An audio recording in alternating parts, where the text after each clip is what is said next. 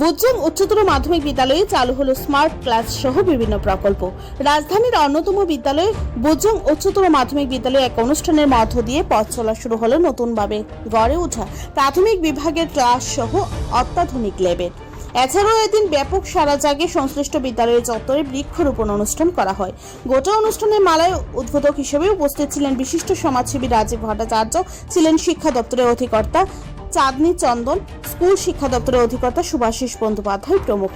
এদিনকার এই অনুষ্ঠানে বিদ্যালয়ের ছাত্রছাত্রীরা মনোজ্ঞ সাংস্কৃতিক অনুষ্ঠান পরিবেশন করেন। রাজীব ভট্টাচার্য সহ অন্যান্য বক্তারা আশা প্রকাশ করে বলেন, আজকের এই বিভিন্ন প্রকল্পের উদ্বোধনের মধ্য দিয়ে তথা নতুনভাবে গড়ে ওঠা বুজং উচ্চতর মাধ্যমিক বিদ্যালয়ের পরিকাঠামোগত যে উন্নয়ন তা আগামী দিনে সংশ্লিষ্ট বিষয়ের শিক্ষা ব্যবস্থার প্রসারে গুরুত্বপূর্ণ ভূমিকা পালন করবে। 2020 से बुजंग स्कूल को हम लोग विद्या ज्योति प्रकल्प में लेके आया है। तो आज बुजंग में 2-3 चीज़ का उद्घाटन हुआ है। ये स्कूल डबल शिफ्ट से सिंगल शिफ्ट हुआ है और अटल टिंकरिंग लैब जो नीति आयोग से फंड लेके स्कूल्स में होता है, अटल टिंकरिंग लैब वो बच्चों का साइंटिफिक टेम्पर इम्प्रूव करने के लिए तो बनाया है। एंड क्यूरियस माइंड्स है तो बच्चा सब कुछ बना सकते हैं।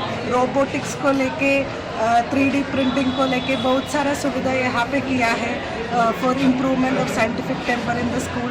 उसके साथ साथ 2018 से हमारा स्टेट में बहुत सारा प्री प्राइमरी यूनिट्स इनागोरेट हो रहे हैं।